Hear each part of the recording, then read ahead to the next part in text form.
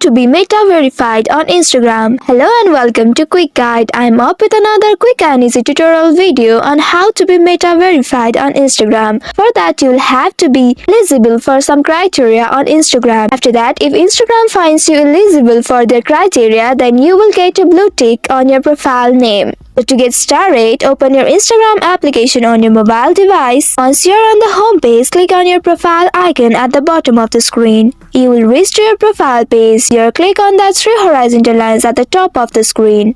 Here, click on Settings and Privacy. In the settings, click on Account Center here. After you reach to this page, scroll down and below you will see Meta Verified option. Click on it.